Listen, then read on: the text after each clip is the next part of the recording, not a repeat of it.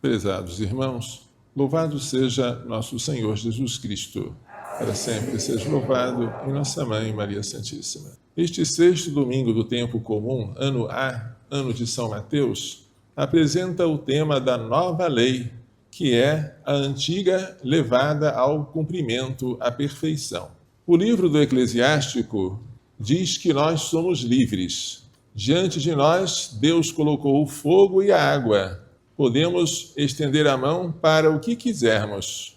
Diante de nós estão a vida e a morte, o bem e o mal. A decisão é nossa. Deus conhece todas as obras do homem. Não mandou a ninguém agir como ímpio.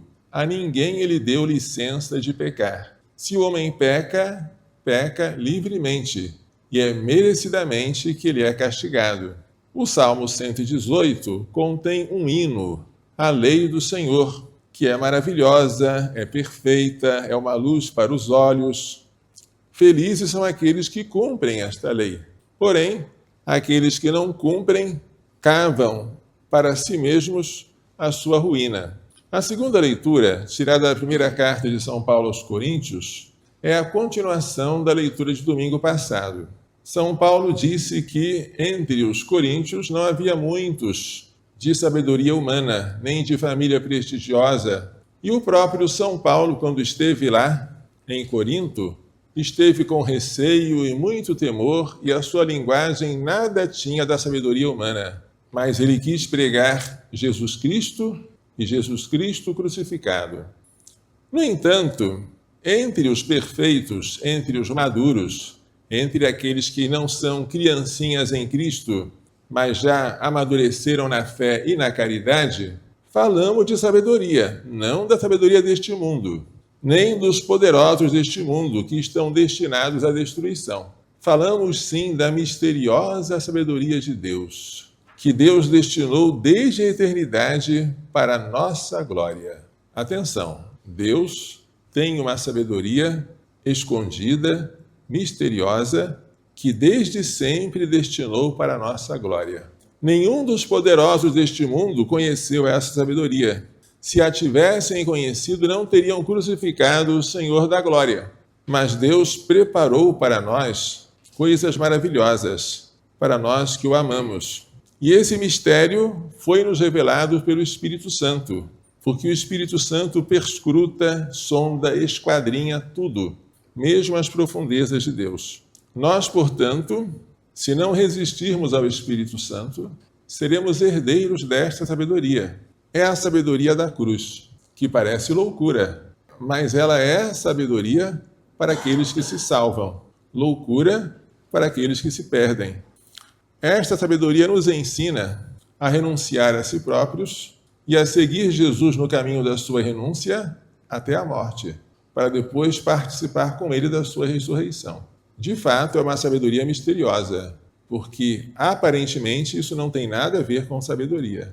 Mas o Senhor nos revela, se nós não endurecermos o coração.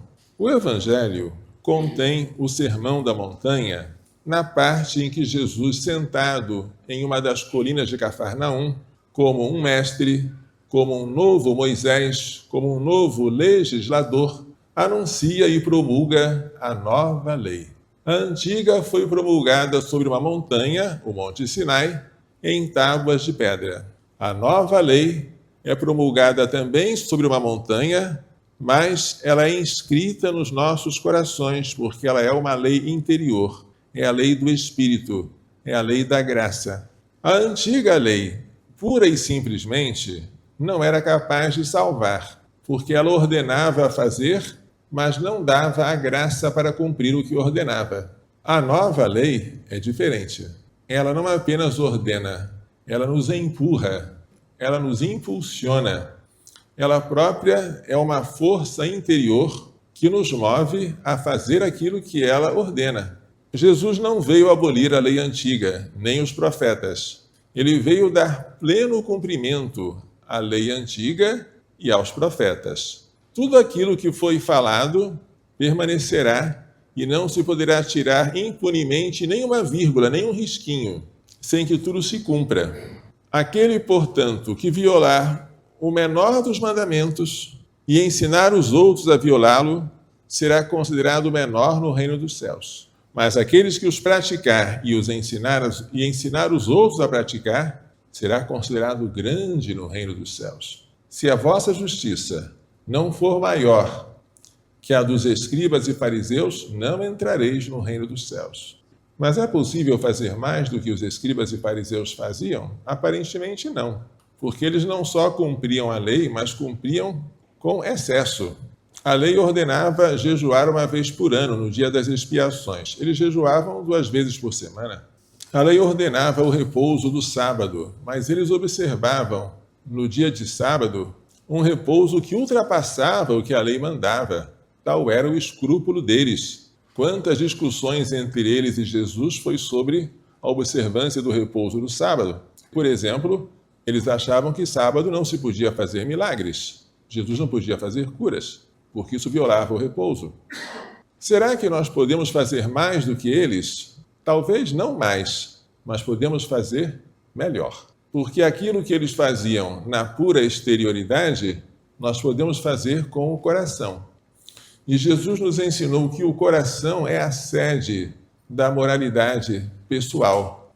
Deus olha os corações, enquanto os homens olham as aparências. E neste sentido, Jesus vai levar a lei antiga ao seu cumprimento perfeito, interiorizando-a, fazendo-a residir no coração e exigindo do coração o máximo, como ele fez, dando-nos o exemplo.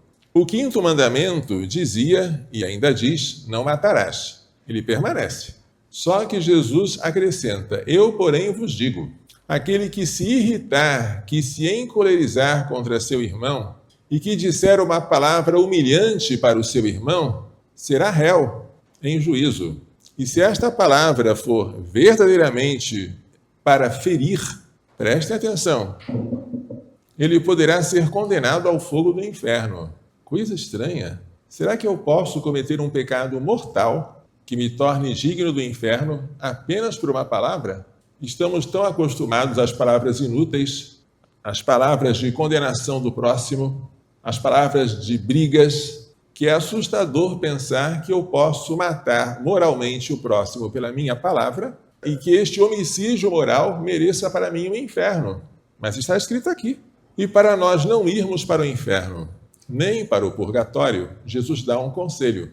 Quando tu estiveres para oferecer a tua oferta sobre o altar e te lembrares que teu irmão tem alguma coisa contra ti, deixa a tua oferta lá e vai primeiro reconciliar-te com teu irmão. Só depois vai fazer a tua oferta.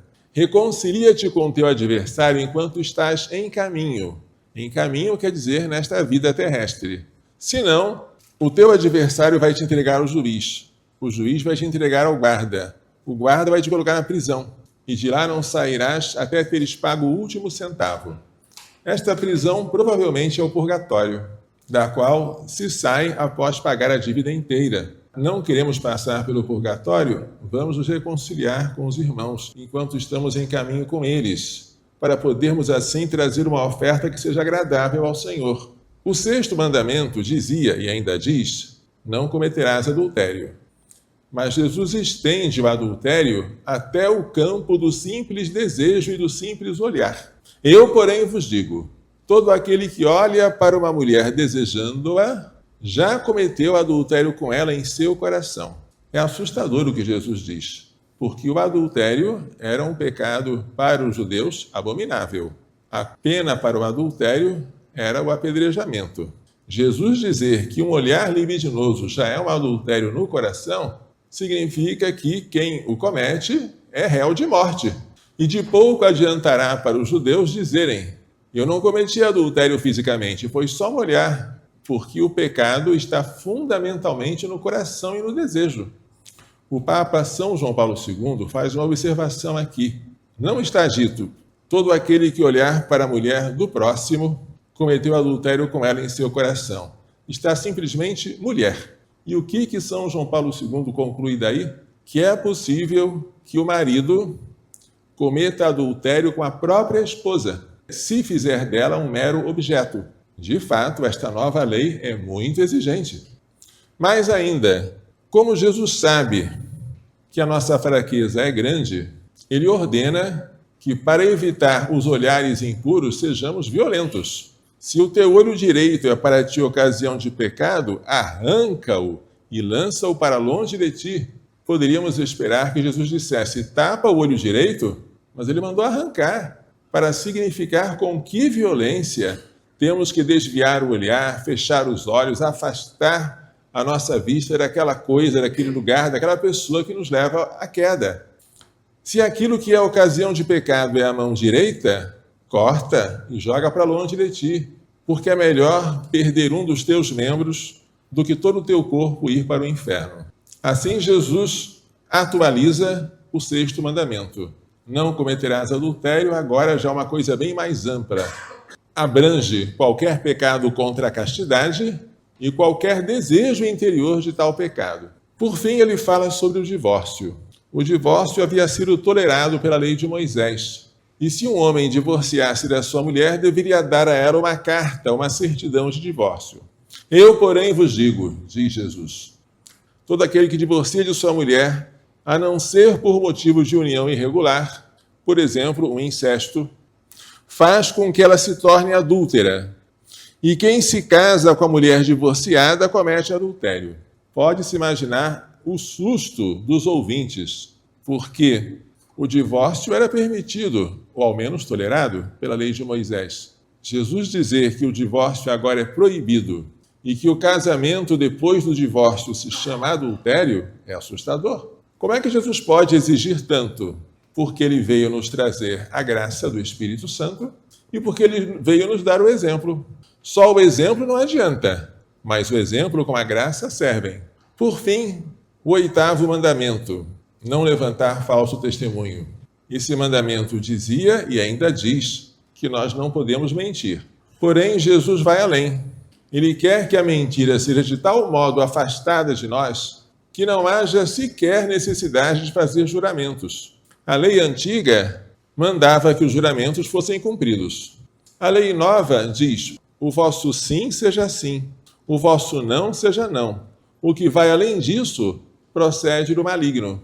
Se então nós só falamos a verdade e jamais dizemos mentira, o juramento se torna desnecessário. Para nós entendermos como é a nova lei, suponhamos que você queira fazer com que um dependente químico deixe as drogas ou o álcool. Será que adianta, ou será que é suficiente dizer para ele, pare de beber, pare de se drogar? Não é suficiente. O mero mandamento não é capaz de salvá-lo. É necessário, mas não é suficiente. Será que seria suficiente eu dar o exemplo? Veja como eu não bebo, não me drogo, imite-me. É necessário dar o exemplo, sim, mas não é suficiente. Se você quiser livrar um dependente químico da sua dependência, você tem que percorrer o caminho com ele. Você tem que segurá-lo pela mão e dizer, vamos a cada dia vencer uma etapa. É isso que fez Jesus. Jesus não apenas nos mandou que o matrimônio fosse indissolúvel e que não houvesse divórcio.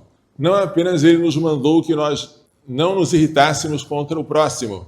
Não apenas ele nos mandou que nós falássemos apenas a verdade. Não apenas ele nos mandou que o nosso olhar fosse puro, mas ele também deu o exemplo. O exemplo dele está ali na cruz. Ele mandou e ele deu o exemplo. Dar o exemplo é necessário, mas não é suficiente. Só olhar o que Jesus fez por nós ainda é insuficiente. A gente pode admirar como ele é bom, mas dizer, Senhor, eu não consigo ser bom. Pode admirar como ele é livre das nossas mazelas, mas dizer, eu não consigo imitá-lo na sua liberdade, eu ainda sou escravo. Mas Jesus, além de nos mandar e além de dar o exemplo, ele nos deu a graça do Espírito Santo. A graça é um dom interno, sobrenatural, que nos empurra, que move a nossa vontade a fazer o bem e a fugir do mal. Com essa graça sobrenatural, aí sim, nós podemos cumprir tudo que ele mandou e com facilidade. Se ele disse que o matrimônio agora é indissolúvel, é verdade também que ele elevou o matrimônio à dignidade de um sacramento, que é um sinal sensível e eficaz da graça. Então, os nubentes e os esposos não estão mais sozinhos. Eles recebem a graça de Deus quando se casam.